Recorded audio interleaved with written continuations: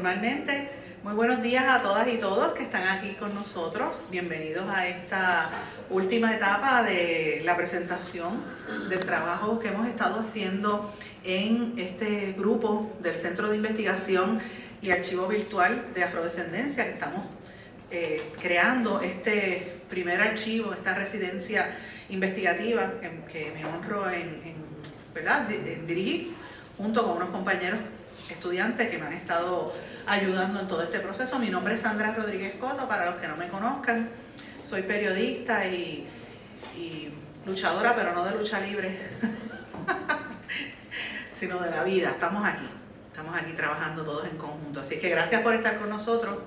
Voy a comenzar rápidamente para que podamos empezar la discusión y pues el resto de las personas que sigan llegando pues se puede unir. Como bien saben, hoy es el último día de 3 que hemos estado trabajando sobre qué fue lo que se proyectó en esta idea de crear la primera residencia investigativa que pertenece al Centro de Estudios en Afrodescendencia. Como dije, mi nombre es Sandra Rodríguez. He tenido el privilegio de contar con un equipo de estudiantes de la Universidad de Puerto Rico excelente: Cristian Carmona, Coralis Flores Oquendo y Amiari Carpio, que pido un aplauso. Amiari y Coralis están por aquí, están ahí. Cristian creo que tiene clase, pero han sido vitales en ayudarme a montar esta idea que queremos hacer del primer archivo que identifique quiénes son los periodistas afrodescendientes. ¿Y por qué esto es importante? Como decíamos, el primer día de las actividades, que fue el martes, es importante por algo que dice mi querido amigo Pedro Rosanales, porque sin representación no existimos. El discrimen de por sí es la negación del ser humano. Y tenemos que empezar a mirarnos y a entender que vivimos en Puerto Rico y que hay unas realidades que hay que empezar a decir.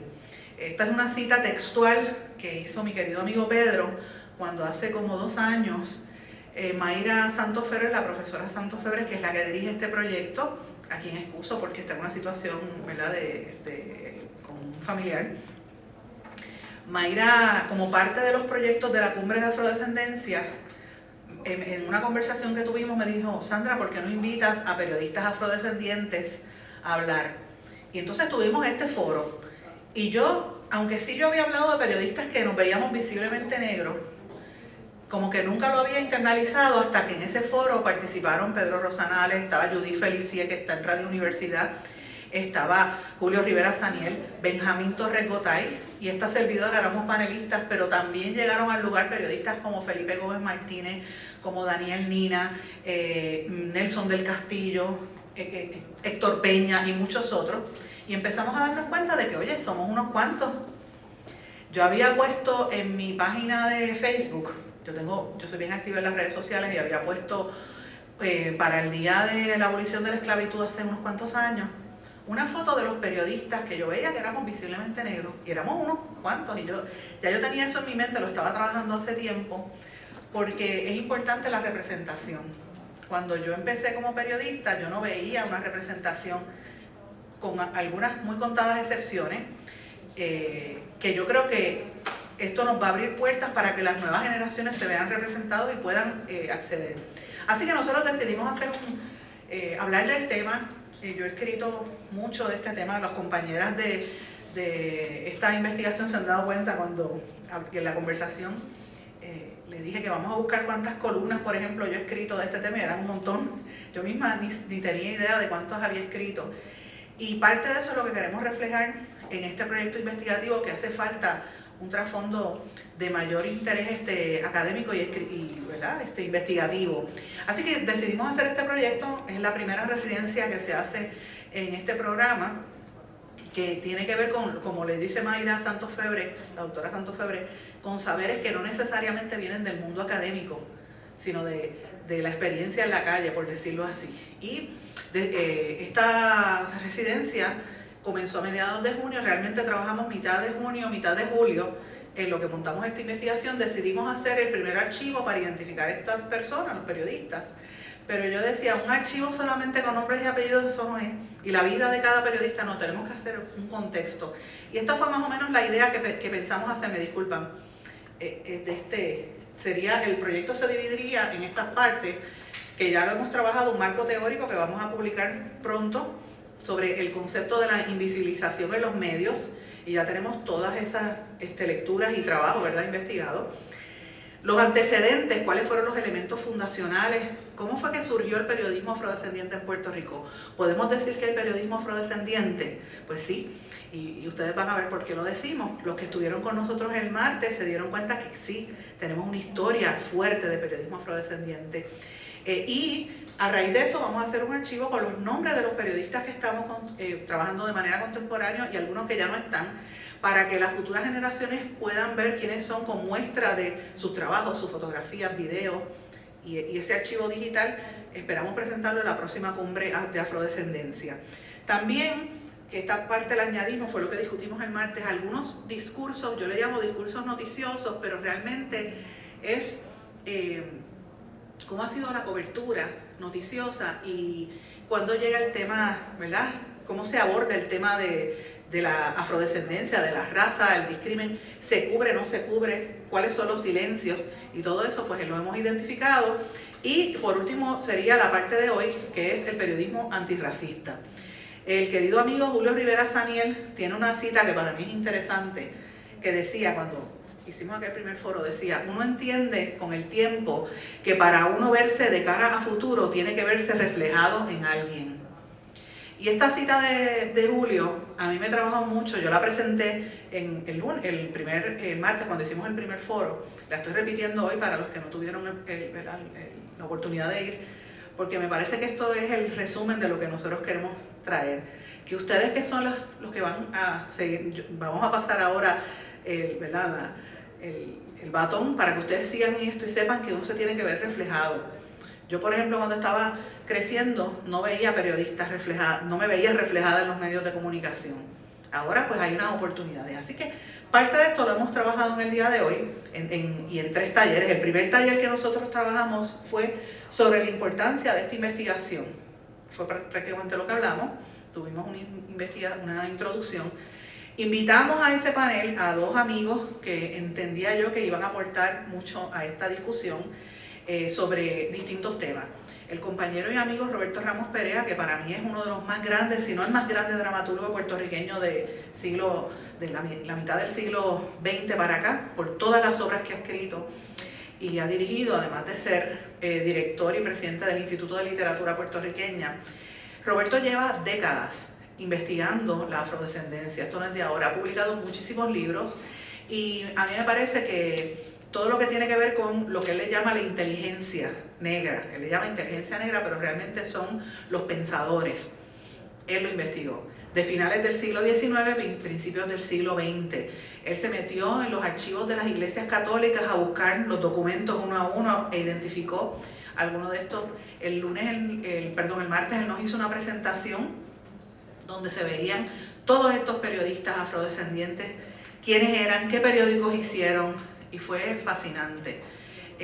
Luego de Roberto invitamos también al licenciado Ebenezer López Rullol, quien es un abogado practicante, pero él tiene un punto ahí importante porque Ebenezer creó y presidió el Concilio Puertorriqueño contra el Racismo, que hizo mucho, sobre todo en la década del 70 y el 80, por avanzar en los derechos civiles y mucho de lo que tenemos hoy, incluyendo este programa aquí en la Universidad de Puerto Rico, en parte se debe a esos esfuerzos que hicieron gente como Ebenezer y todas esas generaciones, ¿verdad? Y luego de eso, pues nosotros presentamos el archivo. Entre algunas de las cosas que presentamos, por ejemplo, miren este caso, que es uno de los casos que a mí me llama más la atención, esto lo investigó Roberto Ramos Perea. Este periódico, Voz Humana, y se ve mejor en la presentación de Roberto que en la mía, fue un periódico fundado por Juan Vilar en Caguas. Él nació y vivió entre el 1888 y estuvo hasta el 1915 publicando este medio. Él fue el fundador, fue redactor, editor y lo que le llamaban gacetillero, porque eran unas gacetillas cortas. La Voz Humana del 1906. Era un periódico dirigido hacia los negros y los españoles en el proceso de, ¿verdad? Cuando Puerto Rico dejó de ser colonia de España, los españoles estaban muy molestos porque hubiese gente que escribiera en contra, ¿verdad?, de ellos. y a él lo persiguieron, lo arrestaron, lo encarcelaron y lo torturaron. La tortura que le hicieron a él fue que lo amarraron de manos y pies y lo tiraron a un pozo séptico, para que muriera en el pozo séptico. Entonces, como periodista, nadie me había narrado a mí esta historia de que periodistas puertorriqueños habían sido asesinados, patriarcas, por decirlo así, del periodismo puertorriqueño. Y este es uno de múltiples que Roberto Ramos Perea ha investigado, cuyas caras, nombres y todo aparecen en los libros que él ha publicado, muchos de los cuales presentamos aquí a principios de esta semana. También, como mencioné, el Concilio Puertorriqueño contra el Racismo pues había hecho muchas cosas, entre otras, pues crear esta organización que ellos se dieron cuenta que en Puerto Rico había mucho discrimen, sobre todo desde los medios. Recuerden que esa era una época de mucha tensión política. Recuerden que en la década de los 80 fue, por ejemplo, el caso de los desplazamientos, como el caso de Adolfina Villanueva, el desplazamiento en Canóvanas, ¿verdad? También el caso más sonado, que fue el caso del Cerro Maravilla. Toda esa represión política y social se daba en ese contexto y había mucho discrimen. Un grupo de puertorriqueños se dio cuenta que era momento de luchar y se creó este concilio, y uno de los métodos que ellos utilizaban era crear sus propios espacios mediáticos sin venir de la formación del periodismo, y crearon un periódico, una hoja que se llamaba En Blanco y Negro, que no es no es mi programa de radio, que aclaración, porque yo no sabía que eso existía. Miren esto, la ignorancia. Mi programa de radio y mis medios, que se llaman En Blanco y Negro con Sandra, mi libro y todo, viene porque y yo lo expliqué, yo había tenido un segmento en WKQ de análisis político con Luis Dávila Colón, el analista, y aunque nos queríamos matar Luis y yo, en lo personal somos amigos, yo no tengo nada en contra de él, y yo dije, vamos a ponerle de nombre En Blanco y Negro, porque tú eres blanco y yo soy negra, los dos escribimos en periódicos, y entre el blanco y el negro hay muchos matices de gris. Entonces yo pensaba en las letras del periódico, la tipografía que es negra sobre papel blanco, y jugamos sobre eso con ese nombre. ¿Qué voy a saber yo que antes, en los 80, ya había habido un medio con el mismo nombre? Miren qué ironía. Y quien lo fundó fue nuestro querido amigo Ebenezer López Rullol, para defender y denunciar el racismo y defender las posturas y defender el derecho de las personas afrodescendientes a tener su espacio ¿verdad? Y a reclamar sus derechos. Y quiero mencionar que también, como parte de ese proceso, ellos abrieron un programa de radio empezó en 11Q, y estuvo en otras emisoras también. Y van a WIPR porque ellos se reúnen con el entonces gobernador don Carlos Romero Barceló, y don Carlos lo refiere a WIPR, y él le pide a la que era directora de WIPR, según nos narró, que hiciera un documental sobre una figura cimera de la afrodescendencia, Arturo Alfonso Schomburg. Y ella le dice, ¿quién es ese? Así que el primer documental sobre Arturo Alfonso Schomburg no lo hizo un cineasta, no lo hizo un periodista, lo hizo un abogado, Ebenezer López Rullol. Y eso se transmitió por el Canal 6. ¿Y por qué yo digo que esto es importante? Porque si ahora existen revistas como Étnica y hay estos espacios, es porque nosotros estamos trabajando sobre los hombros de una gente que estuvo muchos años haciendo estos esfuerzos por décadas. Y eso hay que reconocerlo. Nosotros no somos los que hemos inventado la rueda. Aquí hay mucha gente que ha venido luchando. Así que quería reconocerlo ahí, y me pareció muy importante y acertada las aportaciones que hizo Ebenezer el martes. Estas entre otras, ¿verdad? Yo espero que estos videos estén disponibles en algún momento, que la gente los pueda ver más adelante. Cuando me tocó a mí presentar, yo presenté un sinnúmero de nombres de algunos periodistas que hemos identificado hasta ahora en este archivo, y también presenté nombres de periodistas que son prácticamente desconocidos. Por ejemplo, la primera periodista investigativa puertorriqueña que se puede considerar como tal era mujer y era afrodescendiente, Malén Rojas da Porta. Malén Rojas da Porta es una pionera en el periodismo puertorriqueño. Fue cronista e investigadora del periódico El Imparcial y del periódico El Mundo en la década del 50 y en la década del 60. Fue sindicalista en una época en que a las mujeres les decían que tenían que ponerse falda a media pierna. Ella se ponía pantalones, hacía como Luisa Capetillo en el principio del siglo.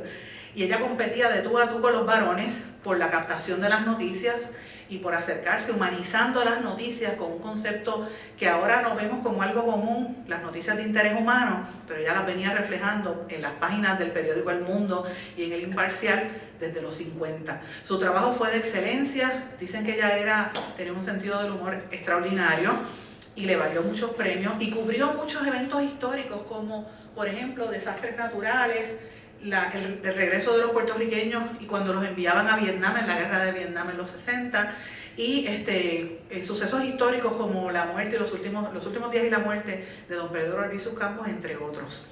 Yo menciono este nombre en particular porque yo no sabía quién era Malén Rojas da Porta. Eso a mí nunca nadie me lo explicó. Yo me enteré quién era Malén Rojas da Porta.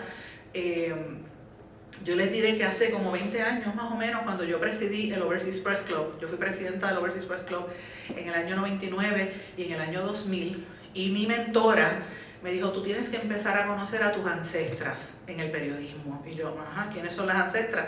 Malén Rojas da Porta. No sabía quién era. Cuando empecé a investigar quién era ella, decidí ponerle el nombre al premio de periodismo investigativo que hace el Overseas Press Club a nombre de Malén Rojas da Porta en su honor. Posteriormente, otros presidentes, como no sabían quién era, se lo quitaron. Así que ya ese nombre se lo quitaron de él. Y yo creo que hay que empezar a reconocer a las pioneras. Otra de las pioneras que fue quien me habló de Malén Rojas da Porta era esta que está aquí, Eni Ruté. Eni Ruté Gómez fue por muchos años periodista del San Juan Star, una pionera en lo que era el periodismo cultural. Trabajaba en esa época que el San Juan Star, como yo mencioné, era una época de oro. Ellos habían ganado el premio Pulitzer para el periodismo. En ese momento el San Juan Star, dos de los grandes periodistas de allí, uno que fue también mi mentor, Manny Suárez, y mi amigo, Manny Suárez, él y toda su familia, y ella, pues hacía mucho trabajo investigativo. Manny Suárez junto al periodista Tomás Estela fueron los periodistas que descubrieron y que investigaron los sucesos del Cerro Maravilla, porque les dio con entrevistar al taxista, y ahí es que se descubrió que había una historia. Mucho de lo que escribió Manny Suárez después se reflejó en películas de cine, pero fue historia hecha por periodistas. Y lo mismo hacía Eni desde el punto de vista cultural y desde el punto de vista racial. Quiero mencionar en el caso particular de Eni, que fue cofundadora del Overseas Press Club, de la Asociación de Periodistas también, viajó extensamente por diferentes continentes, daba clases aquí en la universidad en el programa de inglés y además de periodista fue escritora y poeta. Hizo coberturas internacionales. Ella, por ejemplo, cuando estaba el sistema de apartheid en Sudáfrica, empezó a cubrir desde aquí y fue y entrevistó a Desmond Tutu y se hizo amigo y se trajo a Desmond Tutu a Puerto Rico. Las veces que él vino aquí, Premio Nobel de la Paz, fue Eni Ruté quien lo trajo. Así que Eni fue mentora de muchos periodistas y es una de esas ancestras que el periodismo contemporáneo tiene que venerar y tiene que respetar, y la quise incluir aquí por ser quien es. Así que parte de lo que hicimos fue destacar y buscar estas vidas y empezamos a buscar algunos nombres. Yo quiero presentarles algunos nombres de los que hemos investigado hasta ahora. Figuras como Carmen Enida Acevedo, que empezó como en periodismo en El Nuevo Día, estábamos juntas, pero ahora tiene Bonita Radio.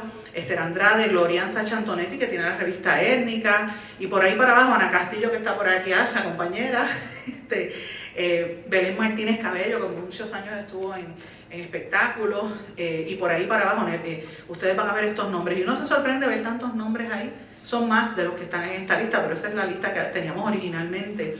Incluyo en esa lista también una categoría que vamos a tener que investigar, de gente que no son periodistas, que hizo como Ebenezer López Ruyol, que era abogado, pero vienen de otras facetas y hacen trabajo en el periodismo. Yo decía el martes que figuras como la profesora Mari Ramos, o como la misma Ana Irma Rivera Lacén, han estado escribiendo por décadas en los periódicos. Mari Ramos tiene más de 100 columnas publicadas en periódicos como El Reportero y el periódico Claridad. Y Ana Irma en periódicos como El Reportero, El Mundo, El Vocero, El Nuevo Día. Y esas son aportaciones que se hace al periodismo también, no quizás como periodista formal, sino como periodista de opinión, como un columnista. Y eso hay que estudiarse también. Muchos afrodescendientes, el espacio que había para tú poder entrar en los medios era así. Vemos figuras como Néstor Dupré, que actualmente tiene un podcast bien exitoso, y que se llama Palabra Libre, y está ahora mismo en WKQ, un programa muy bueno de análisis político. Otros como mi hermano Víctor Rivera Hernández, que fue secretario del Trabajo y hace análisis político en el programa de pelota dura, iba a decir pelota monga, pero sí, porque a veces es bastante monga, pero pelota dura, pero escribe también. Entonces traigo esto porque tenemos que tener consciente de que no son periodistas, pero sí ejercen un espacio dentro de los medios y hay un cuerpo de trabajo, ¿verdad?, que hay que estudiar. No es de ahora, viene desde hace muchos años. A principios del siglo ustedes van a ver que la mayor parte de los columnistas no eran periodistas de formación. Así que eso también hay que estudiarlo. Y hay otros que tienen sus medios de comunicación. Yo menciono algunas fotos de algunos de ellos para que tengan idea. Ahí está Belén Martínez Cabello, que estuvo en espectáculos. Está, ¿verdad?, Carmen Enid, Raymond Pérez, que estuvo en Nuevo Día, la querida Keila Hernández, que es pan descanse, Héctor Peña, que dirigió medios. Y con el caso de Héctor Peña y con el caso de Claudio Matos quiero hacer un punto aquí, y con el caso de Daniel Nina, que lo ven allá también, en la esquina. Puerto Rico también tiene que incluir como parte de nuestro ejercicio del periodismo, el periodismo afrodescendiente, la participación tan importante que han tenido los periodistas de ascendencia y de origen dominicano. Aquí hay un grupo importante de periodistas dominicanos que aportan a nuestro trabajo y que han sido parte de nuestro crecimiento, muchos como editores, otros como jefes, como en el caso con Héctor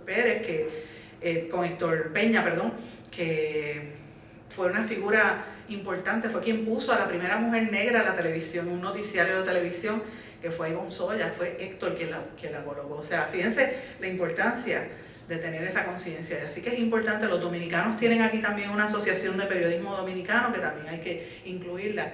Y así sucesivamente. Glorian, que ha hecho un trabajo reciente muy importante. Antes de Glorian, Mara Clemente, que también desde Eloísa hacía su trabajo. Denise Jones en el fotoperiodismo. Daniel Nina, que no era periodista de formación, él es abogado y profesor, pero tiene su propio medio, el Post Antillano, y emplea periodistas y escribe todos los días, me parece importante. Aquí hay algunos cuantos otros, mira por ahí está Ana Castillo, está por ahí, entre otros, Felipe, es como algunos de la nueva cepa Edmi, y otros, está para mí Ivonne Soya, que también ha sido pionera en este aspecto, y son algunos, son muchos más en la lista. Lo que pasa es que quería presentarle unas ideas visuales de cuántos habemos aquí. ¿Por qué? Porque es importante. Benjamín Torrecotay dijo que para él es imposible separar al negro de Santa Isabel, porque él es de Santa Isabel, del periodista y profesional.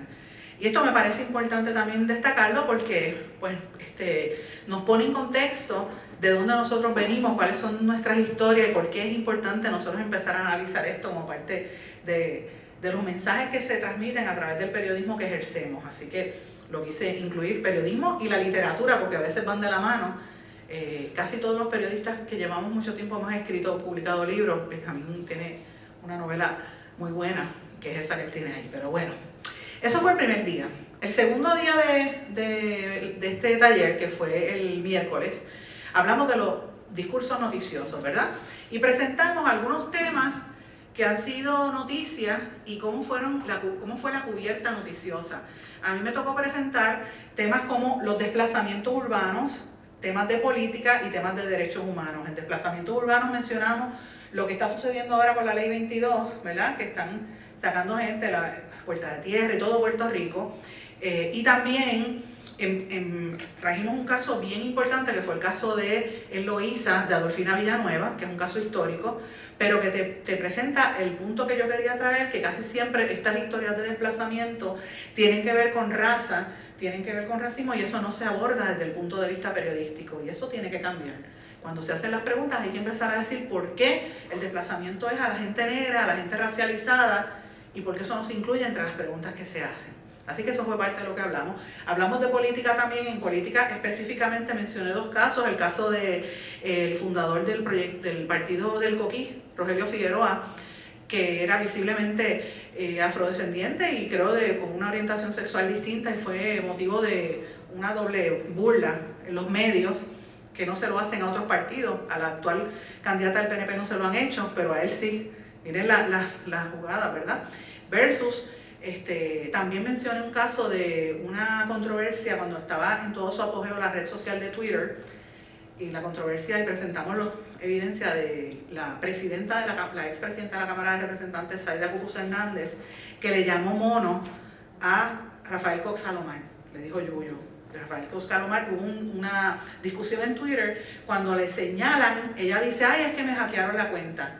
Entonces, ¿cómo fue esa discusión? Y hablamos de eso, cómo se utiliza el medio cibernético, sobre todo las redes sociales, para perpetuar el discrimen y los ataques hacia las figuras públicas. Y en el tercer lugar me tocó lo del tema de derechos humanos y mencionamos dos casos particulares. El caso de Alma Yariela, la niña que fue discriminada en la escuela, y la sacaron, la procesaron criminalmente porque le golpeó una compañerita en el salón y era que era niña víctima de bullying. Y quien la procesa, que después se convierte en secretario de Justicia, era un hombre negro, increíblemente.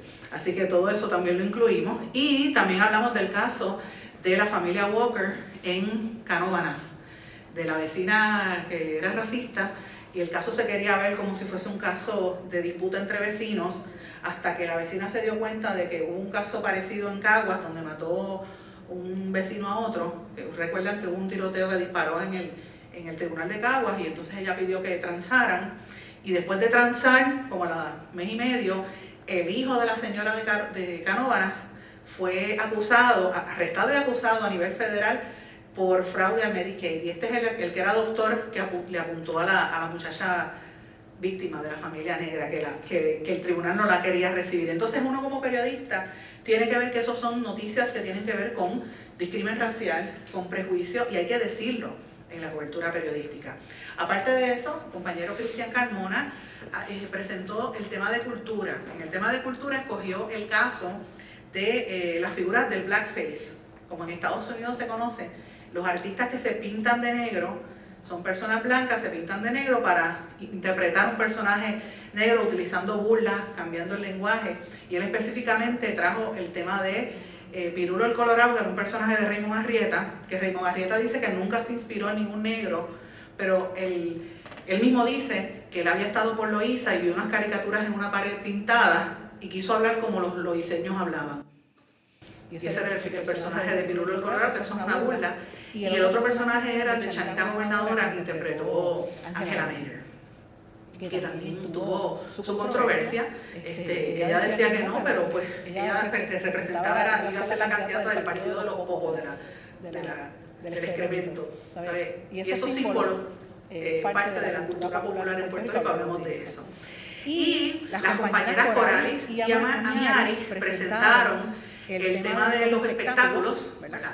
Las noticias de espectáculos específicamente hablaron del rol de las Yares en los medios, específicamente el caso de Maripili. Como Maripili era una figura, una mujer negra, y todo el mundo se burlaba de ella, le decía bruta, era la escoria más terrible por ser Maripili, y de momento se transformó y se convirtió en la reina del mundo, después de haber ganado la Casa de los Famosos. Y yo añadí que es irónico que ella hizo esa transformación, la Casa de los Famosos, que se llama, el reality. Parte de la estrategia que ella hizo detrás fue con uno de los que trabajó en el chat de Telegram, Carlos Bermúdez, que fue quien le hizo toda esta propaganda para tratar de limpiarse su imagen. Y obviamente ella es una empresaria exitosa, ha sabido manejarse el dinero y se ha proyectado, pero el tema racial, ¿cómo se transformó? Porque parte de las burlas que le hacían a Maripili como bruta, le decían bruta, era por ser negra también. Y recordemos eso, las revistas salían de esa manera, y pues las compañeras hablaron un poco sobre este tema. Y todos estos discursos, aparte de otros que hemos estado ya investigando, esperamos incluirlos cuando terminemos este proyecto, que nuestra meta es publicarlo para la próxima cumbre de afrodescendencia.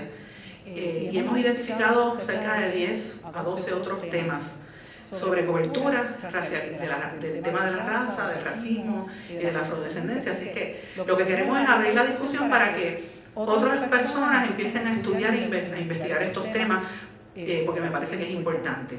Y por último, hoy vamos a hablar de lo que es periodismo antirracista. Y yo quiero pues plantearle, después que ya hice esta presentación, ¿verdad?, de que habíamos hecho hasta ahora, ¿Qué vamos a hacer en el día de hoy? Bueno, yo quiero dividir lo que voy a exponerles aquí en estos temas. En qué es lo urgente, cómo vamos a hacer periodismo antirracista, qué es lo que están haciendo en otras partes, cuáles guías, cuáles recomendaciones hay, y luego abrirle una discusión de grupo con ustedes. ¿Qué les parece? ¿Estamos bien? Ok, chévere. ¿Qué es lo que yo veo como urgente? Pues mira, lo primero que tenemos que hacer es reconocer la realidad. El periodismo real, el periodismo es relatar los hechos tal y como acontecen. Pero si se niega el racismo, no se está haciendo periodismo, o se está haciendo un periodismo malo, se está haciendo mal periodismo.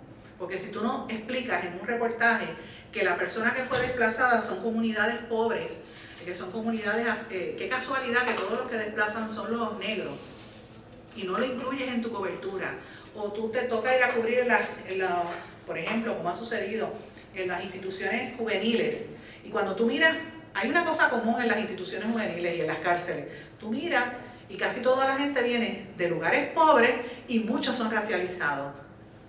Cuando hay asaltos, cuando la policía va a hacer una incursión, ¿verdad? Y hacen un operativo, no se meten en Garden Hills. Una sola vez o dos en mi vida como periodista, yo llevo ya muchos años de periodista, como ustedes habrán podido ver.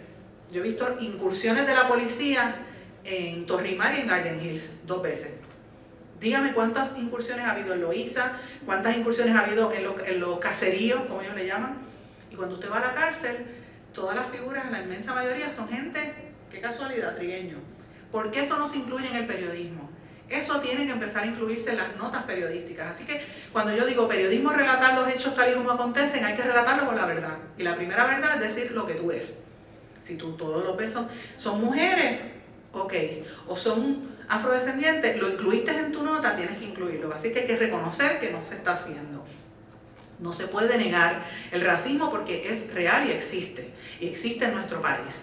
Negar el racismo antinegro genera lagunas en la cobertura noticiosa y oculta verdades de la población y oculta la verdad. No es que sean complejos, porque también hay gente que dice, ay, estos negros son complejos. Ay, qué complejo, siempre están hablando de raza. Pues hasta que esto no se mejore, vamos a tener que seguir hablando, hasta que esto sea una norma en nuestro país. No son complejos ni deseos de protagonismo, es equidad, es tener el derecho y el respeto. Hay que educarse, hay que conocer nuestra historia, pero hay una responsabilidad sobre nosotros los periodistas, sobre todo los que somos afrodescendientes, los periodistas en general, de educarse, conocer su historia. Por eso a mí me gustó tanto la charla que dio el compañero Roberto Ramos Perea, yo lo traje precisamente por eso, porque es importante que la gente lo sepa. Ya había una profesora de periodismo que no sabía, bueno, 2 profesores que no sabían la mitad de eso, porque eso no se enseña aquí en la Escuela de Comunicación. La historia de todos estos hombres y mujeres que aportaron y que crearon, que hicieron periódicos en el siglo XIX y la gente no lo sabía, que muchas veces eran periódicos contestatarios a la corona española. Y esa historia hay que conocerla, porque si tú no conoces quién tú eres, no sabes para dónde vas. Así que es importante, hay que educarse, hay que conocer la historia, hay que conocer los conceptos, y esto es un proceso que no para, hay que hacerlo constantemente.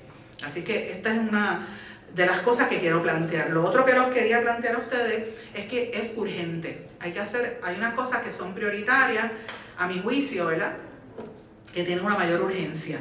Por ejemplo, ¿qué es lo que te exige el periodismo? ¿Verdad? Cuando nos dan las clases de periodismo te dicen relatar los hechos tal y como acontecen. ¿Qué, cómo, cuándo, dónde y por qué? Ese es el, ¿verdad? Cuando tú haces una nota periodística, ¿verdad? Los what, when, why, where, and how. Who did it? Tú sabes, qué, cómo, cuándo, dónde y por qué. Tú tienes que relatar las cosas con exactitud, con balance, con justicia, específico, ir al específico, de lo específico al macro, ¿verdad? O del macro al específico, dependiendo del estilo que quieras utilizar. Debe ser inclusivo, o sea, el punto de vista no solamente puede ser la policía, tienes que también ir a la comunidad. El desafiar el prejuicio, que es uno de los retos grandes en la cobertura periodística. Recordar que lo que tú estás publicando puede constituir un proceso de educación a otros seres humanos. Diversidad dentro de la diversidad. Nosotros no somos monolíticos, ni siquiera los negros. O sea, no todos los negros son de Loíza, ni todos los negros son pobres. Aquí hay negros bien ricos y bien creídos, que se creen que, como decía mi abuela, se creen que son blancos, que también es un prejuicio. ¿Ok? Y eso hay que entenderlo.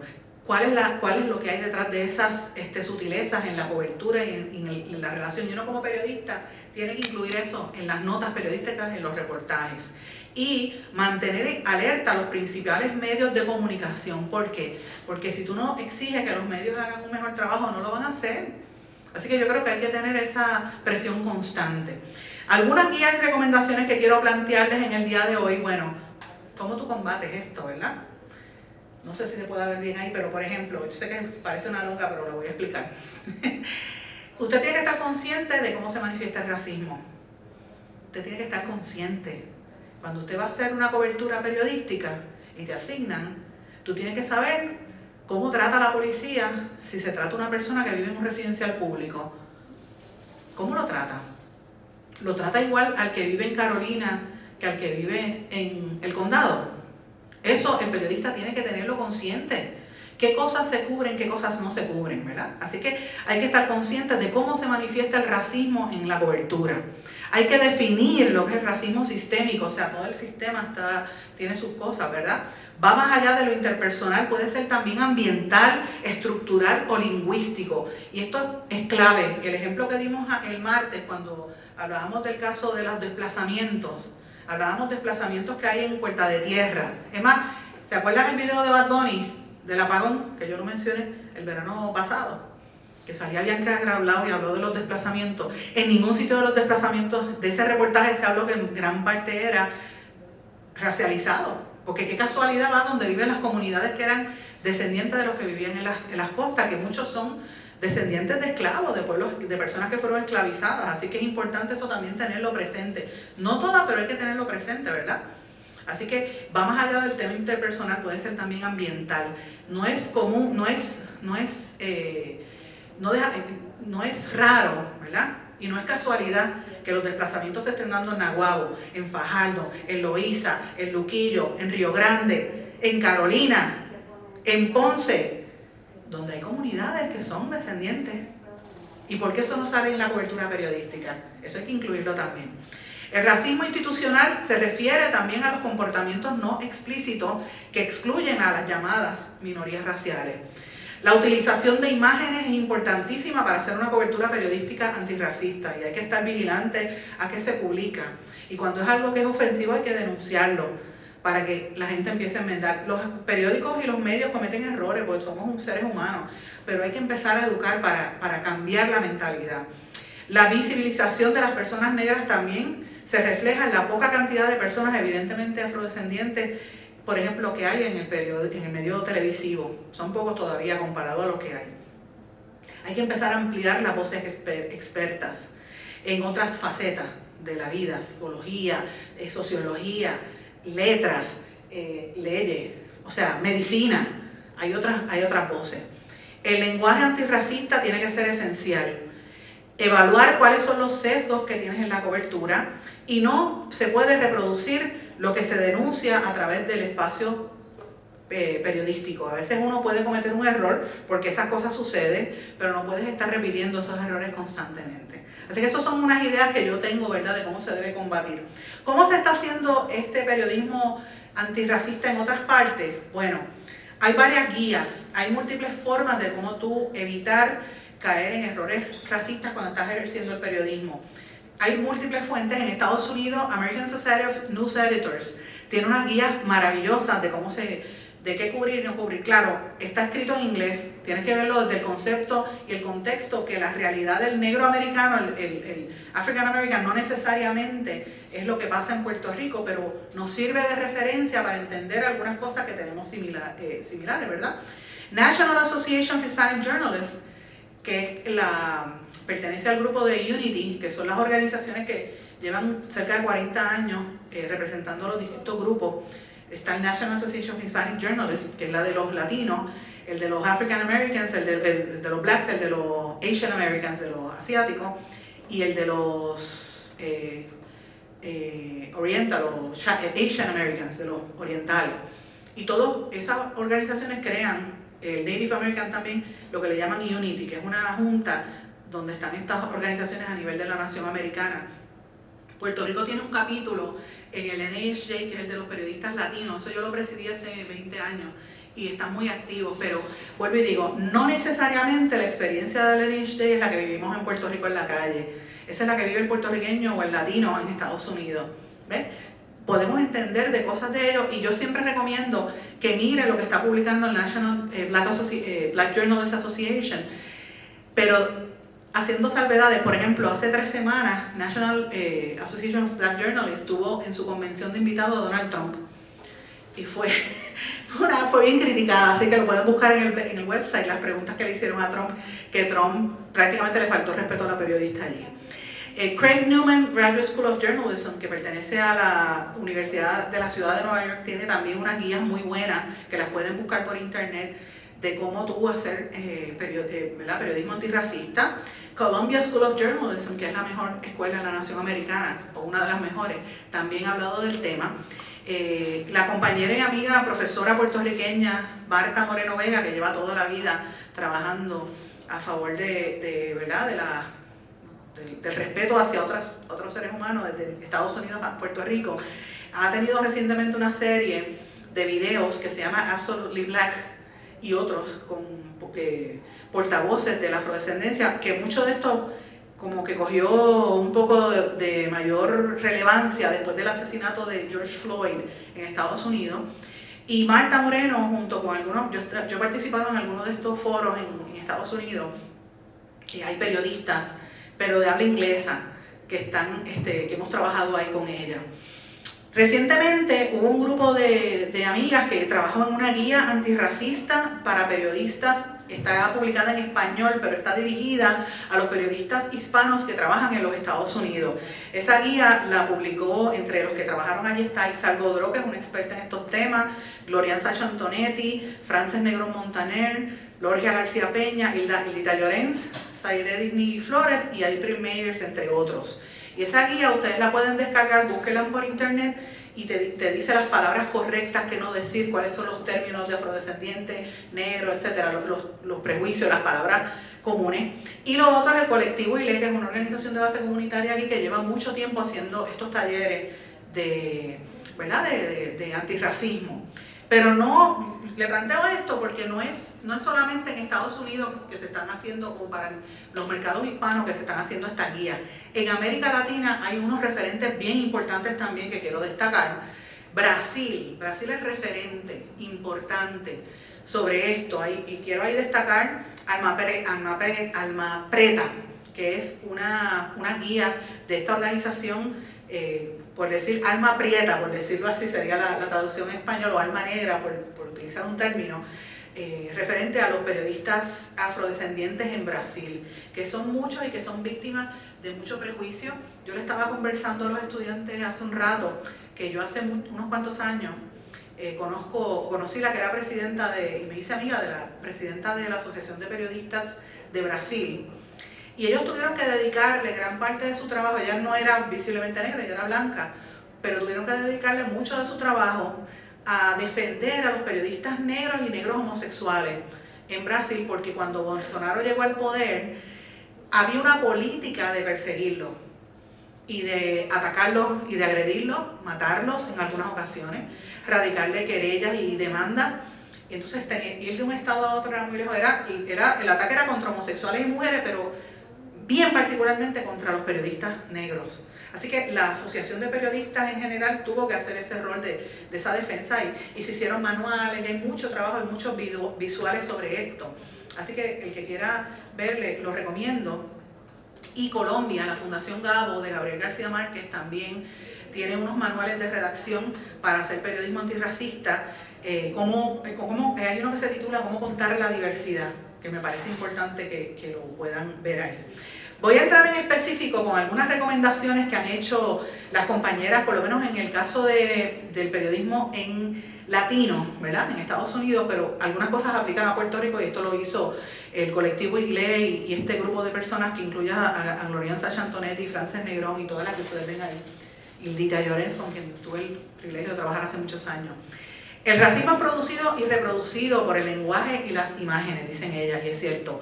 Por ello, es indispensable emplear conceptos, frases y formas que representen y que eviten perpetuar esa jerarquía racial que asocia lo blanco con lo positivo y lo negro con lo negativo y que estén basadas en premisas racistas. En la cobertura periodística y en el lenguaje en general se recomienda evitar los siguientes términos que se asocian a la negritud con algo malo. Por ejemplo, negra maldad, como dice la canción Preciosa, le dice que te amen con negra maldad, pues de Rafael Hernández, pues eso es un prejuicio, porque no dicen blanca maldad, como dice Yolanda, y esto no es una frase mía, esto es una frase de Yolanda Arroyo Pizarro, que la reconozco también aquí. Alma negra, ese tiene el alma negra, para representar algo negativo. Ay, usted tiene una suerte negra, magia negra, la oveja negra de la familia, el mercado negro, como el black market, ¿verdad? Por ser ilegal. Intención negra, eso es mala intención, tiene un corazón negro. Este es el negro destino, ¿ves? ¿Se fijan en frases que utilizan, asocian a lo negro con algo negativo que nosotros tenemos que erradicar de nuestro discurso? De igual manera, se sugiere evitar los siguientes términos que se asocian lo blanco con lo bueno. Alma blanca, es una mentirita blanca, esa déjala pasar. Eso es magia blanca, esa es la magia buena, ¿ves? Y esas son parte de lo que se menciona en esta guía. También se recuerda que averiguar cómo los grupos racializados prefieren ser nombrados. Usted tiene que tener respeto. A lo mejor la persona no quiere que lo llamen negro, quiere que le digas afrodescendiente o quiere que le digas ser humano. Y uno tiene que también entender cómo ellos quieren nombrarse. Y tú, es como pasa con esta lucha, la ha tenido la comunidad LGBTQ+, por ejemplo. ¿Cómo tú quieres que se identifique? Que para mí, yo lo tengo que admitir, porque soy de otra generación, se me hace bien difícil el ella. No puedo, trato de hacerlo, pero estoy consciente de que es algo que tengo que incluirlo porque el mundo ha ido evolucionando y uno tiene que respetar la dignidad de todo ser humano. Así que en el periodismo estas cosas hay que empezar a mirarlas desde el punto de vista también racial y reconocer cuando uno comete esos errores también. No asumir que es un insulto llamar a hombres y mujeres negros o negras, porque no es una mala palabra, ¿verdad? Y eso también sucede. Evitar eufemismos como trigueñito, moreno, café con leche, tú sabes, estas cosas que se utilizan. Y a veces en el texto, ustedes, cuando uno evalúa periódicos, por ejemplo, de los años 60 y 80, todas esas cosas salían hasta en los titulares. Y eso hay que mirarlo, ¿verdad? Evitar el uso de diminutivos como la negrita, el negrito, porque perpetúan la noción de que decir negro es infantilizarlo, ¿verdad? Y en el contexto de los Estados Unidos, no usar la designación de mulato porque ya tiene un contexto más negativo que el que tiene aquí. Aquí mulato a veces se ve como un término de cariño. En Estados Unidos el término mulato tiene una connotación negativa porque recuerden que en Estados Unidos el sistema ¿verdad? esclavista ya se crearon unas especies de castas y los negros que ponían a trabajar dentro de las casas eran los hijos mezclados, por lo general víctimas, resultado de violación de negras por parte de los hacendados, y los hijos que les salían con una tez más clara los ponían a trabajar dentro de la casa, pero eran iguales de esclavos. Y se creó con el tiempo unas castas de los negros más claritos versus los negros más oscuros, y ese colorismo también es muy presente en Estados Unidos. Aquí en Puerto Rico se ha visto también, pero no es tanto como se vive allá. Así que el término mulato en Estados Unidos tiene una connotación negativa. Este es el manual uno de los manuales de redacción, le puse la portada para que lo vean, de Alma Preta, que es de Brasil. Lo recomiendo, tiene una versión en español, tiene algunos errores, pero se puede descargar por internet.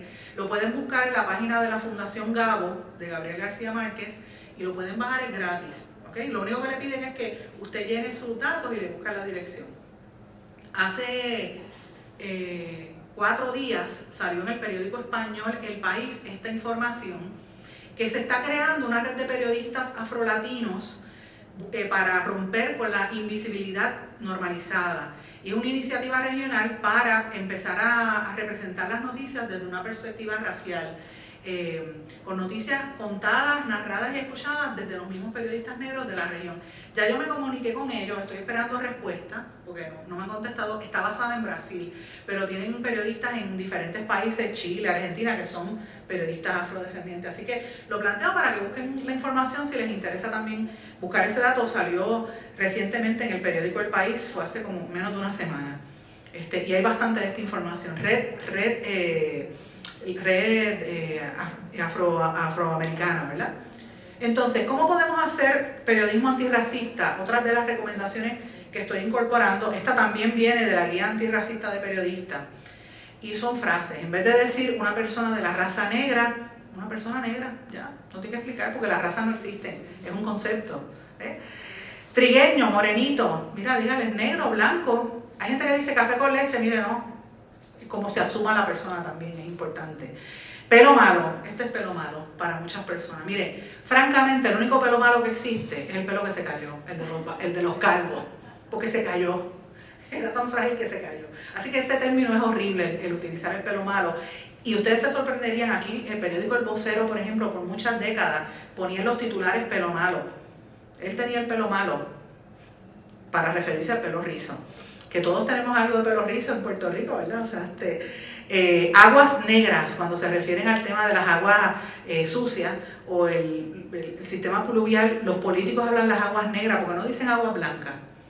Porque el agua blanca es limpia y el agua negra es sucia. Mire la connotación que hay detrás en el lenguaje, y el lenguaje es poderoso. La poesía negroide, aquí hubo unas décadas de poesía negroide, y de hecho hay una literatura, la gente que está en literatura puede hablar de eso, ¿verdad? De todos estos grandes escritores de la década del 40 y del 50, ahora le llaman poesía negrista, para tratar de hablar, para cambiar el concepto, porque la palabra negroide es una palabra peyorativa, una palabra de contenido negativo. Denigrar, ay, esa palabra yo la odio. Ay, esto me está denigrando. ¿Por qué me estás denigrando? No me estás ablanqueando. Denigrar, lo utilizan como si te simbolizan como si fueras algo negro y eso es malo. La palabra denigrar, bórrenla del diccionario, de su boca, no la digan. Mejor diga degradar, calumniar, desacreditar, injuriar, infamar, ultrajar, desprestigiar. Cualquier otro de los adjetivos, pero no digan denigrar, porque es una palabra racista.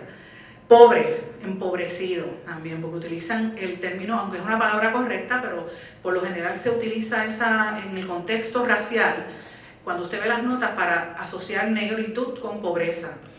¿Cuál es esta otra? Esta era esclavo, el esclavo, estos los esclavos. ¿Cómo se formó la raza puertorriqueña? Porque dicen así, ¿cómo se formó el puertorriqueño? Los indios, los españoles y los esclavos.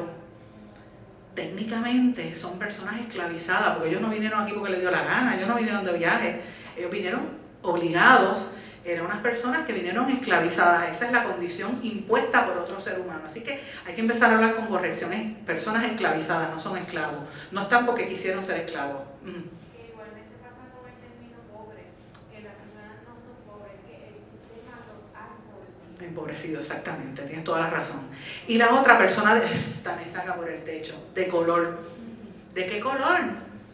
Hay un chiste por ahí que tienen que haberlo visto, que dice, es un poema que lo escribió un poeta, creo que es chileno, que decía, ¿por qué tú dices que yo soy de color si yo soy blanco? Y cuando yo nazco rosita, y cuando me da náusea me pongo verde, y cuando me da sueño me pongo azul, y cuando me sonrojo me pongo rojo. Esos son colores. El negro es negro y es negro, punto.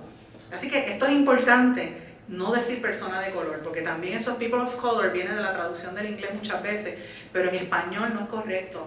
Se dice persona racializada, no blanca, o persona negra, tan sencillo como eso. Así que lo tengo presente porque recuerden que el periodista tiene que hablar con corrección o escribir con corrección.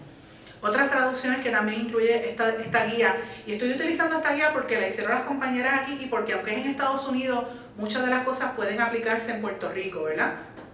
Esto se hizo después de el asesinato de George Floyd y todas las protestas que hubo, ¿verdad? Black Lives Matter. La recomendación que se utiliza es para decirle las vidas negras importan. Es mejor utilizar la frase en inglés, ¿verdad? People of color, como les dije, personas no blancas, grupos racializados, personas negras, latinas, indígenas. Porque en Estados Unidos people of color incluye todos esos grupos. En Puerto Rico, pues, decir minoría pues es un poco fuerte, porque minoría puede ser cualquier sector, puede incluir también minorías económicas. Eso de personas de color está equivocado, así que no se puede utilizar y un periodista no lo debe decir. Brown, en Estados Unidos también le llaman brown a las personas que son de piel bronceada. Es preferible decirle oscuro, color café, color castaño, utilizar los términos correctos, negro si se quiere identificar como tal. Black History Month. Mes de la herencia negra, que eso se celebra en los Estados Unidos, se conmemora allá. El Black Caucus, el caucus negro, que es el que utilizan los políticos allá, que defienden la afrodescendencia en los Estados Unidos. En Puerto Rico no tenemos un Black Caucus, o sea, pero hay que conocer estos términos. Entonces, mi pregunta ahora, y esta es la parte que quería abrirlo a discusión, ¿qué es lo que podemos hacer? ¿Qué debe hacer la prensa? ¿Cómo deben ser las coberturas noticiosas? Persiste el racismo y el discrimen en las noticias, en este caso puse el desplazamiento, pero incluye todas las noticias. ¿Cómo puede mejorar? Entonces quería abrirlo ahora a discusión de grupo. Que ustedes no todos a la vez, pero me encantaría que hablaran, que empezáramos a conversar sobre esto. Lo dejo a ustedes. Sí, claro. ¿Cuál es tu nombre? Yo creo que es importante tomar en consideración toda esta guía y manuales de relación, pero quizás es más una opinión. Yo siento que no todo el mundo está de acuerdo con estas cosas como profesores, personas ya académicas, y entonces nosotros como estudiantes obviamente hacemos nuestro mayor esfuerzo por aplicar estas modificaciones, ¿verdad?, antirracistas, pero desde la misma academia me enseñan lo opuesto, y tengo que hacer la salvedad de que mi profesora Maricela Ortiz, la que estoy actualmente, excelente, nos ha dado este tipo de conocimiento, pero no es como un conocimiento generalizado. Estoy de acuerdo. Y es difícil que tú puedas poner tu trabajo, digamos, me hicieron hacer una cobertura, entonces yo utilizo este tipo de lenguaje hasta mi posibilidad, ¿verdad? Y a veces no van a correr, como que no, esto no es algo que en el medio o cuando vayas al medio a trabajar, a la industria, pues no se ve bien, o no luce bien, o no te refieras así, o mejor evitas decir así, o me siguen, me editan lo que quizás adrede yo estoy haciendo para poner una aportación, ¿no? Así que es bien importante que nosotros y nosotras nos eduquemos, pero también nuestros profesores, nuestros superiores, nuestros mentores, que también entiendan que hay un propósito detrás del uso de cada una de las palabras que ahí se escribe. Es no una pregunta, pero es mi opinión. Yo estoy de acuerdo contigo, porque también hay que entender, hay unas generaciones, por lo menos en el periodismo, que no se criaron con esto. Entonces, acuérdate que no había unos espacios para el periodista afrodescendiente, por ejemplo, o lo mismo las mujeres, en los 50 y 60 habían poquitas mujeres en los medios de comunicación. Lo mismo sucede con la comunidad LGBTQ+. O sea, por ejemplo, hay una palabra que para mí es una palabra, cada vez que yo la oigo, te lo juro, por lo más sagrado, yo siento como si me metieran un cuchillo en el estómago. No, Latinx, no, cuando dicen pato, ahí dicen un pato. Sí, hay gente que todavía lo dice. A mí eso me revienta la bilis. Porque digo, ¿cómo tú vas a decir pato si él no tiene pico ni alas? Yo recuerdo que yo solo dije, esto que te estoy diciendo hace más de casi 30 años a un activista, Pedro Julio Serrano, y dije, tú no eres pato. Un pato no tiene pico y alas, tú eres un ser humano. Entonces, es a veces la carga negativa, en ese caso la comunidad gay, pero lo mismo pasa con la comunidad afrodescendiente. Entonces, este proceso que tú mencionas es importante porque hay muchos editores y jefes y gente que está en los medios, que está acostumbrado a hacer una cosa de una manera, profesores aquí que no quieren entender también la realidad. Hay gente que también son racistas.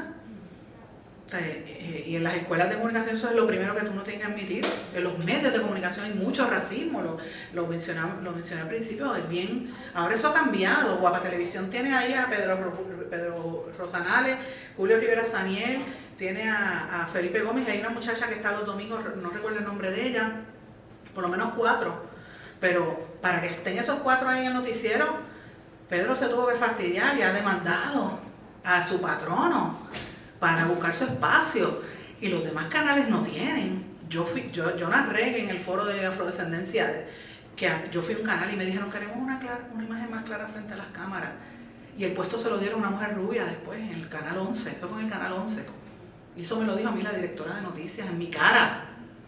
¿Qué te quiere decir eso? Y así sucesivamente. El racismo existe, entonces es normal lo que te pasa. pero uno tiene que combatirlo y educar, y los profesores no necesariamente no lo van a aceptar. Hay algunos que no lo aceptan, pero con el tiempo, si nosotros empezamos a normalizar el uso correcto del lenguaje, va a pasar. Los grupos identitarios, por ejemplo la comunidad LGBTQ+, que siguen añadiendo la X, Y, Z, como digo yo, pero yo recuerdo, yo ayer hablaba con un activista gay en un sitio que estaba, yo le dije, mira, la primera vez que salió en el periódico El Nuevo Día una historia de una pareja homosexual y una pareja lesbiana, la escribí yo, le hicimos Mimi Ortiz y esta servidora. Y eso fue un escándalo de que salieran dos, y lo que salía era una mujer al lado y el hombre, su pareja, la pareja de mujer aquí, la pareja de hombre, no estaban ni holding hands. Y esa era la portada. Y nosotros hicimos los reportajes y nos hicieron un piquete. Nos hicieron un piquete en la redacción. ¿Sabes lo que es eso? 1994. Quizás usted no había nacido, pero eso es ayer prácticamente. O sea, no estoy hablando de hace 60 años. O sea, eso me hicieron un piquete. Y después de eso yo hice en el caso de la comunidad LGBTQ+, yo hice una mesa redonda, que empezamos a hacer mesas redondas. Y yo le dije a mi director, que era mi jefe era Albi Ferrer Rangel, me dije, Albi, yo voy a invitar a la comunidad gay. ¿Ah, sí? Sí, entonces yo invité a todos los gays que yo entendía que eran líderes.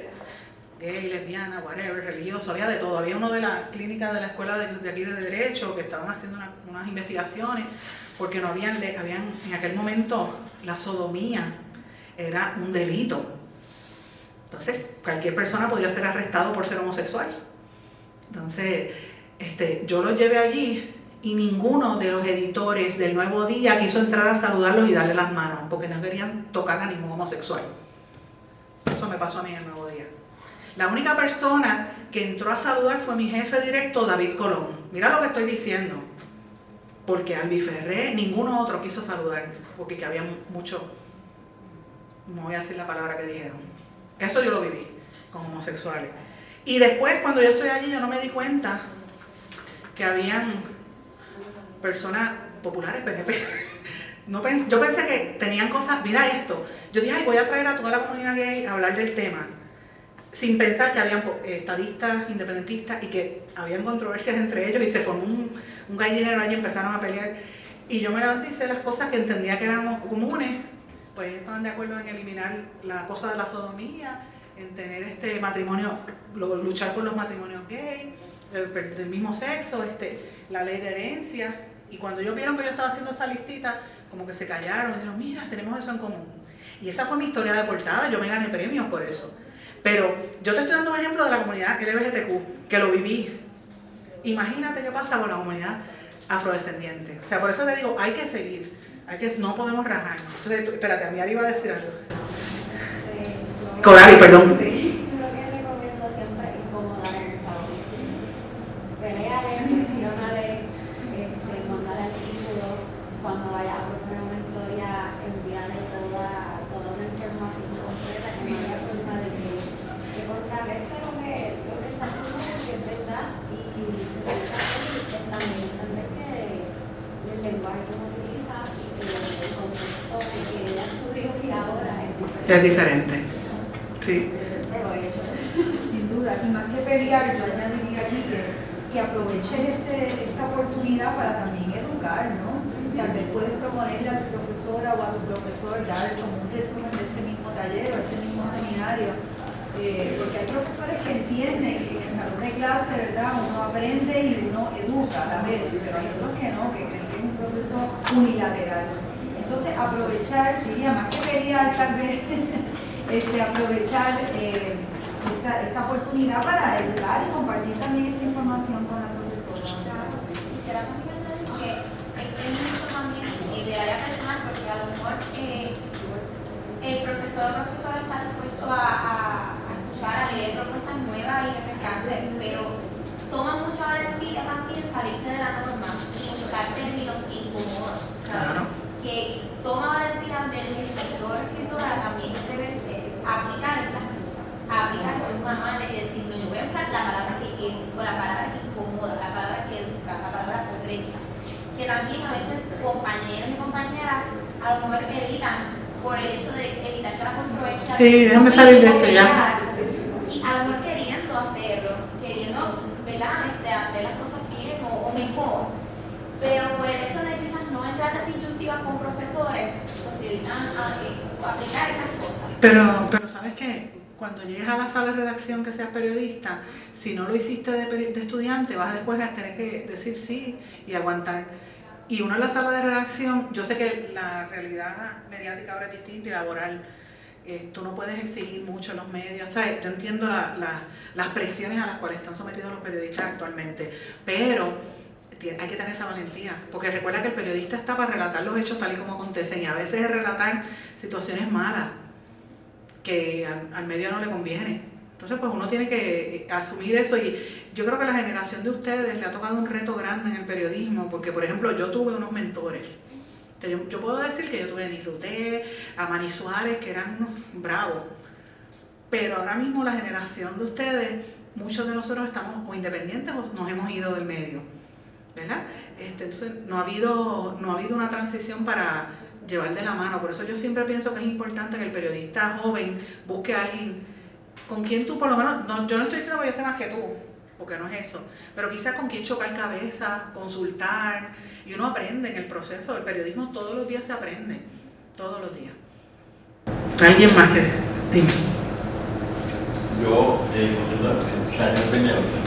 escuchando la discusión, solamente me viene a la mente que, aunque hay una responsabilidad personal individual, que creo que es lo que estamos todos los oyentes articulando, particularmente frente a educarnos sobre el racismo, la afrodescendencia, creo que la compañera, como que fue interpretando, le queda el asunto de la academia.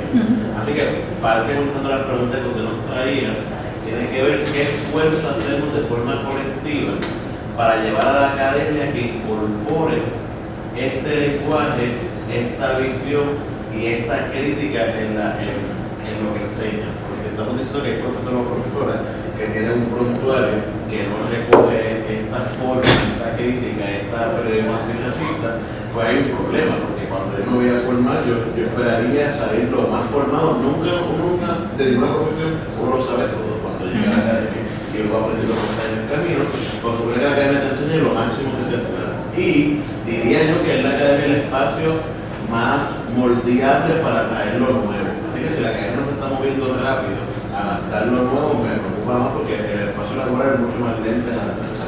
Así que tal vez, por poner todas sus preguntas que usted nos traía, para que una de nuestras iniciativas pudiera ser, de forma colectiva, periodistas independientes, impulsar a que el asunto de prensa, que en cada lugar en Puerto Rico que se enseñe periodismo, comience en sus currículos académicos a incorporar el poder enseñar a los estudiantes un periodismo antirracista, que no se enseña de la academia. Tal vez sea un buen esfuerzo que se pueda inventar currículos y se incorpore formalmente, que el profesor quiera o no quiera, o profesora, esté adaptada o no adaptada, como está en su currículo, lo tenga que enseñar. Y eso es posiblemente una gran aportación que se pudiera hacer de parte del periodismo. Yo estoy de acuerdo contigo, pero aquí en la Universidad de Puerto Rico es bien cuesta arriba, ¿sabes? Porque hay que seguir luchando, ¿no? Este programa que se creó de afrodescendencia está adscrito al Departamento de Estudios Generales. No está ni siquiera en humanidades, donde debería estar. Y el hecho que la profesora Mayra Santos Febres, a quien excuso que no puedo venir por una situación personal, que Mayra haya lanzado este proyecto es un hito, pero hay que reconocer que antes que Mayra, hace 30 años, estaba Maris Ramos, Aaron, o sea, un montón de gente tratando de lograrlo. Había gente que ya habían comenzado cursos y los dejaron caer porque el sistema no quiere. Esto se logró gracias a el dinero de la Fundación de Mellon y todo este proyecto que coincide con el decenio de la afrodescendencia decretado por la ONU, que nos da un pretexto para, ¿verdad? Aprovechar la coyuntura y hablar de estos temas. Pero tú tienes toda la razón, hay que educar. Pero es una educación que yo te diría que es en todos los sentidos. Yo te voy a dar un ejemplo de la Escuela de Comunicación. Yo publiqué hace poco un libro. El año pasado, bueno, la primera versión fue en el año 2020, que se publicó casi 2 meses antes de la pandemia, del cierre de la pandemia. Lo publicamos en inglés, The News Media in Puerto Rico, Journalism in Colonial Settings and in Times of Crisis, con el profesor Federico Suberbi y con el profesor que venía de Estados Unidos, puertorriqueño de allá, y el profesor Jairo Lugo Cando, que en ese momento estaba en Northwestern University, en Qatar, que tenía en Qatar. Actualmente Jairo es el decano de la Universidad de los Emiratos Árabes. Él es periodista venezolano y profesor. Y yo estaba acá y Federico en Estados Unidos y los tres hicimos el libro. La versión en español la hicimos el año pasado, que se ganó premio y todo, se llama Para entender los medios de comunicación. Y entonces nosotros hicimos un análisis histórico de la propaganda y de los medios de comunicación en Puerto Rico y de la ideología política en los medios de comunicación. Medio por medio, entrevistamos sobre 60 periodistas sobre el futuro del periodismo. Incluye una bibliografía de casi 900 fuentes históricas y reales, entre otras cosas. Mencionamos todo, terminamos con el chat de Telegram y el caso de Wanda Vázquez, el caso de, ¿verdad?, la acusación contra la exgobernadora. Y la Escuela de Comunicación aquí no lo utiliza. De hecho, en Arecibo sí. Pues estoy hablando de la de aquí de Río Piedra, en Arecibo sí. Pero, por ejemplo, y por eso te menciono, que es una cosa real. Y cuando nosotros empezamos a hacer esa investigación, la Escuela de Comunicación tiene, ¿sabes? Cuando a ti te preguntan, ¿cuál es el deporte nacional puertorriqueño? ¿Cuál es el deporte nacional de Puerto Rico? La política, ¿verdad que sí? Y se supone que si sea la política, la Escuela de Comunicación analice las campañas políticas, ¿verdad?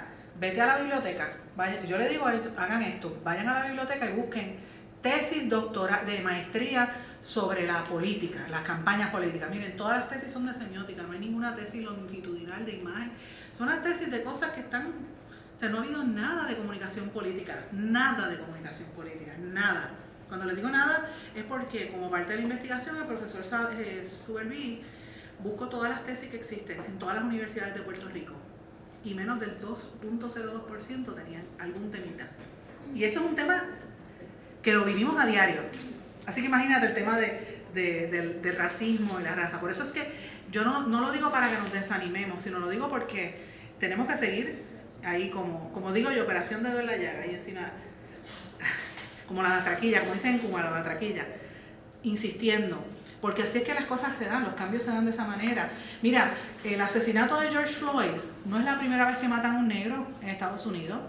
Todos los fines de semana matan a uno.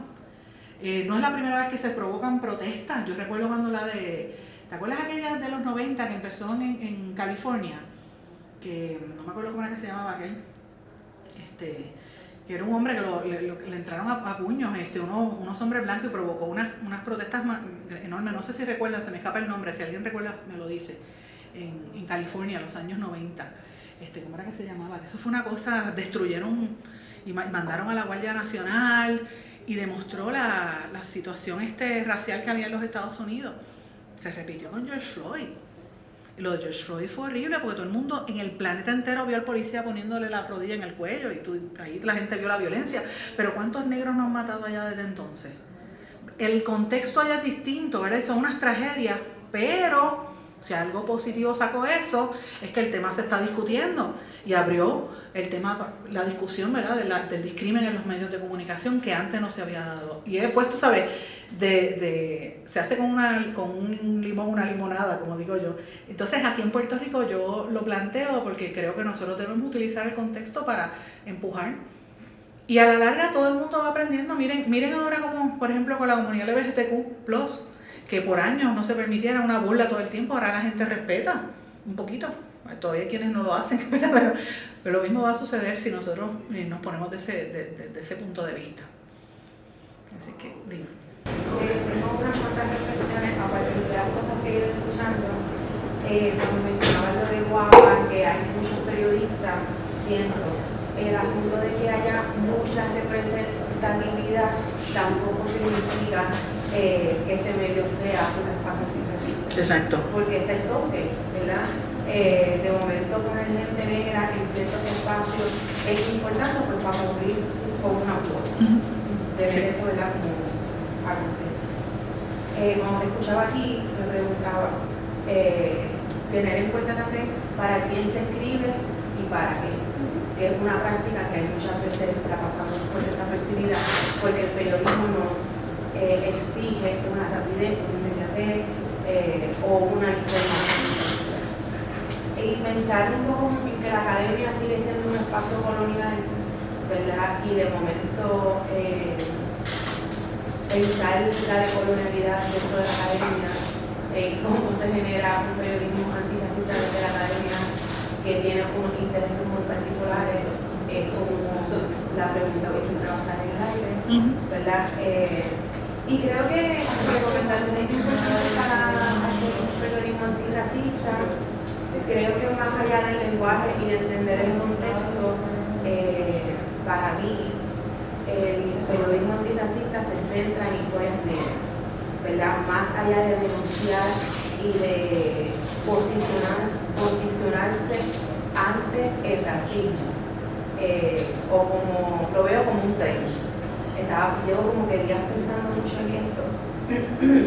Cuando tú dices historias negras con sujetos negros, la realidad, sí, lo que no se cubre. Exacto. Y lo que se, por ejemplo, Que no sea lo hice las fiestas patronales.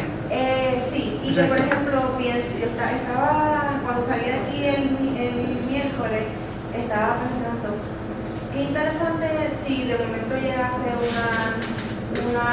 un comunicado de que Centro Sol y Solina Ferrer gradúa 10 mujeres en tu programa. Pues yo digo, bueno, pues como medio, pues la noticia sería pues que 100 mujeres se graduaron. Pero quizás la mirada antirracista de esto puede ser, ¿cuántas de esas mujeres son negras? Y entonces me llevo la historia de mi mujer negra, la pongo como protagonista y cuento todo lo que hay detrás de la infraestructura, quizás de los premios y demás, a través de mi personaje negro. Y un poco deconstruimos y replanteamos el periodismo, sí antirracista, sí decolonial, porque estamos descentralizando la historia de la institución y la llevamos a un personaje negro, que casi nunca son los que son nuestros protagonistas en la historia.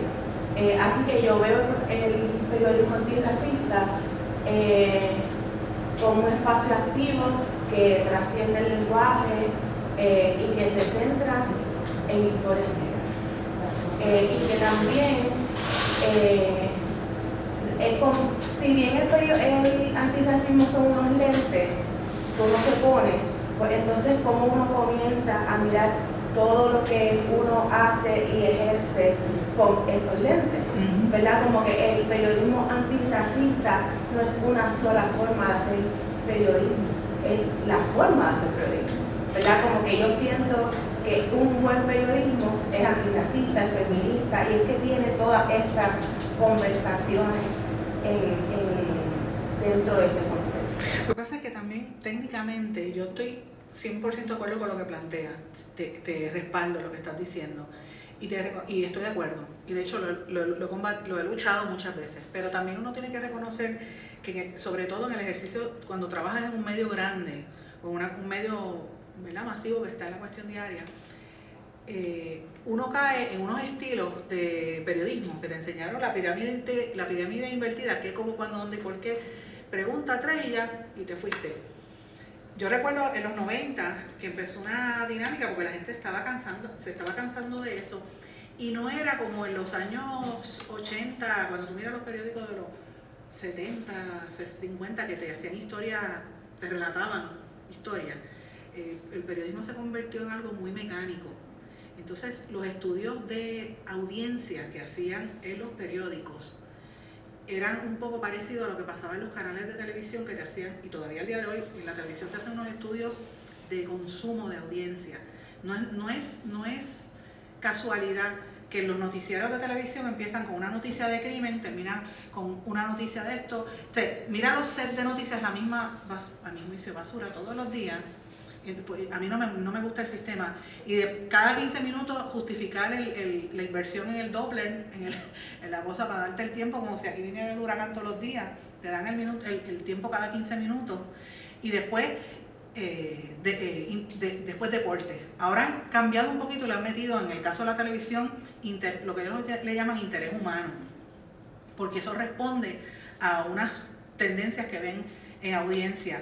El tema de salud cobró en un momento fama, entonces era darle noticias de salud y deporte, pero economía, que la crisis de nuestro país es económica, no te dan ni 2 minutos. Para darte un ejemplo en televisión, que es de donde yo vengo, que es lo que estudié. En el caso de prensa escrita, pasaba que la gente se acostumbró a la pirámide invertida de los periódicos, que como cuando tú publicabas, era como si fuese una agencia de noticias, y empezaron a pedir, yo recuerdo que empezaron a escribir relatos, y escribir utilizando el sujeto. Entonces eso se abrió a oportunidades de tú traer figuras, por ejemplo, mujeres, afrodescendientes, que es lo que uno quisiera incluir que es lo que tú estás planteando, pero uno se encontraba con tanta barrera de los editores en ese momento. Decían, eso nadie lo va a leer. Yo, pero es que tú tienes que coger una persona de ejemplo para traerlo del micro al macro, en vez de ser a la inversa. ¿Ves?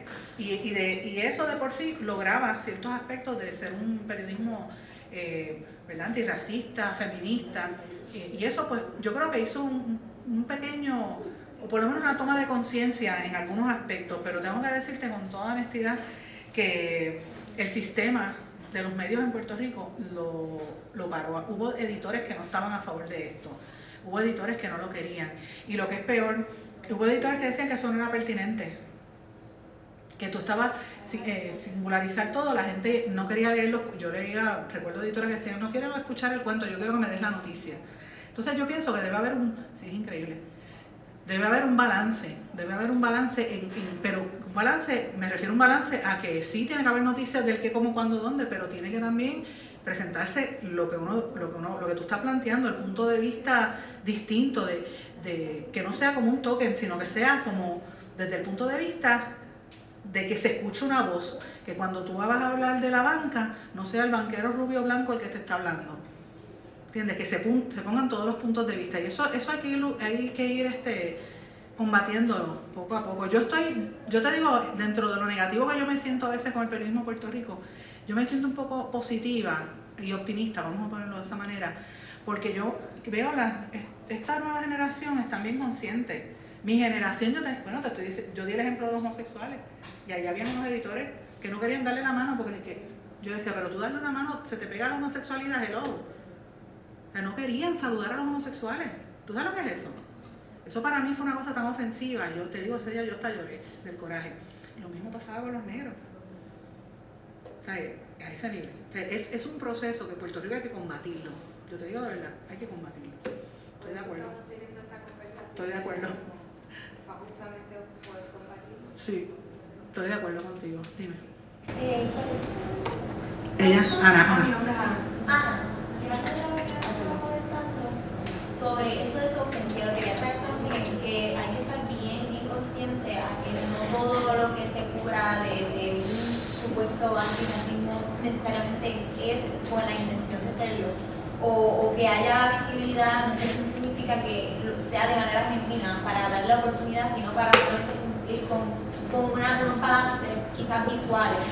También yo creo que es importante que no caigamos en esto de como el heroísmo blanco, que también siento que a veces cuando nos mandan a cubrir cosas para clases, como que no, vayan ahí cojan esa foto, como que en ese momento esas personas que están tan necesitadas, y usualmente es con esta mirada como de pena, como de antropológica, lo miras antropológicamente. Claro, y no desde un punto de vista quizás de ayudar, de poner a esta persona como una posición heroica, una posición gloriosa, sino desde el punto de vista de vulnerabilidad absoluta, y hacerle las preguntas más vulnerables en cámara o en un reportaje donde esa persona se vea pues, hasta ridiculizada por su situación, cuando a veces son situaciones, bueno, digamos, algo tan sencillo como el programa este de juego, donde se ve la cruda realidad del puertorriqueño como van a veces a ridiculizarse para ganarse $100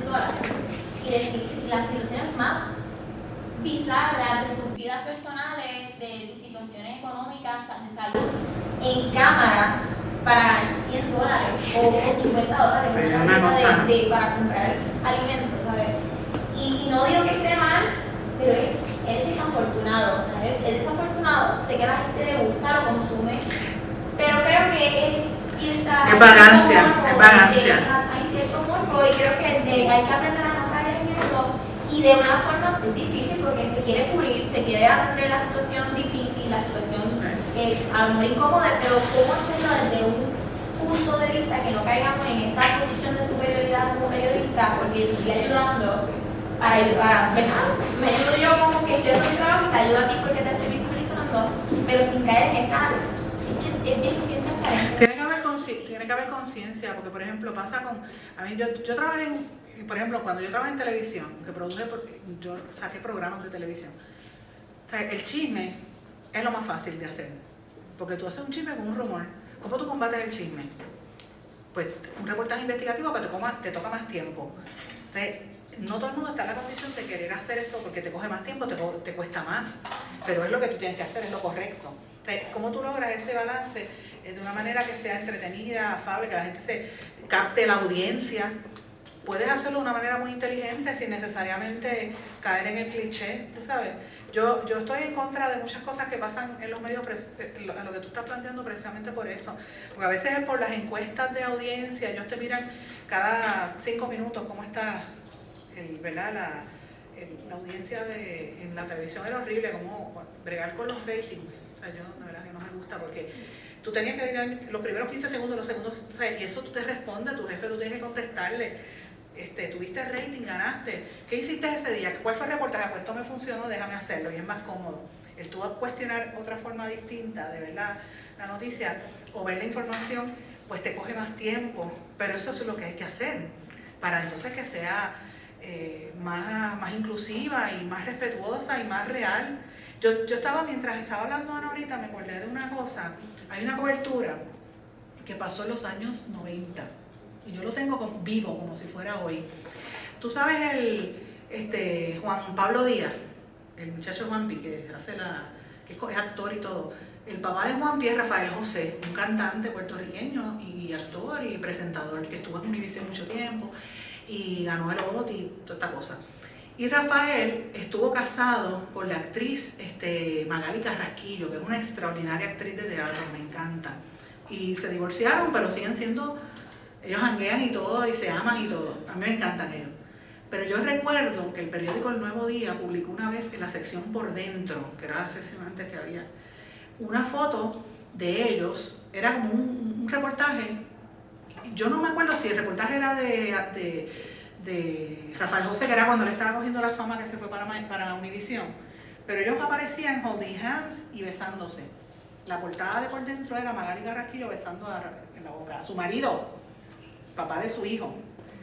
Hubo piquetes, ofensas, la gente que como un hombre negro besando a una mujer en Puerto Rico. Eso fue una cosa de mono para abajo, o sea, fue horrible. En El Nuevo Día fue horrible, pero te estoy hablando horrible. Y yo decía, pero ¿cómo es posible? Después ellos fueron a hablar, pero ¿cómo? Y la gente humillándolos, ofendiéndola. Y yo dije, ay, eso ya superamos esa etapa, ya eso no pasa. Ajá, mira al espécimen de Cobo Santa Rosa que hay. Llama Mona a mujeres al aire. A mí me dijo Mona, ¿cuántas veces no lo ha dicho? A Irma Rivera Lacén. O Momia le dijo a Johanna Rosalí, porque vieja. Entonces es una falta de respeto. Y lo tenemos en la televisión.